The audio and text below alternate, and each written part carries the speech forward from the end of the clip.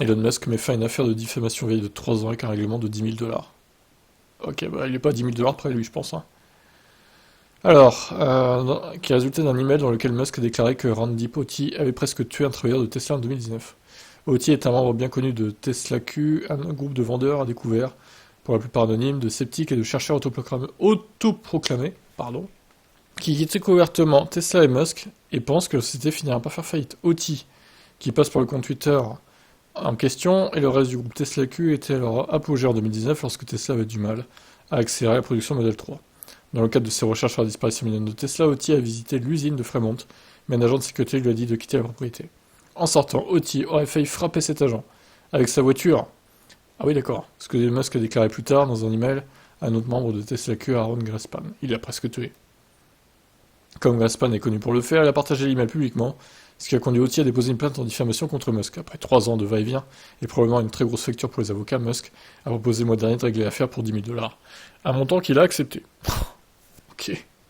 Tesla a commenté le règlement de 10 000 $, affirmant que l'offre niait toute responsabilité de Musk et qu'en l'acceptant, Potty avait admis sa défaite. Monsieur Potty a accepté une offre 998 en vertu de la loi californienne. Ces offres sont utilisées pour transférer le coût du litige à la partie perdante. Si Potty ne l'avait pas accepté, il aurait pu être redevable d'importants frais juridiques lorsqu'il l'a finalement perdu. L'offre a expressément nié toute responsabilité de Musk. C'était un aveu de défaite de Monsieur Potty et de ses avocats, pas une victoire. Parlant des raisons dans lesquelles il a décidé de s'installer, Potty a déclaré sur Twitter qu'une partie de la raison était de protéger les autres membres de Tesla Q qui avaient financé sa défense juridique et serait probablement identifié si l'affaire était découverte. Il est devenu clair que mes collaborateurs, dont beaucoup sont anonymes, pourraient bien voir leur identité révélée au cours de processus de découverte.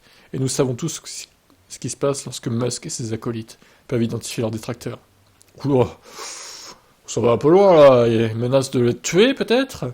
Potty a également déclaré que le règlement était une justification de ses revendications, citant le tweet de Musk l'année dernière dans lequel il avait déclaré « On n'abandonnera jamais, ne réglerons jamais une affaire injuste contre nous, même si nous perdons pour le moment. » Ouais, bon. Chacun a son avis sur la question, hein. En tout cas c'est réglé, donc pour 10 000 $, voilà. Faites la paix maintenant. Ciao.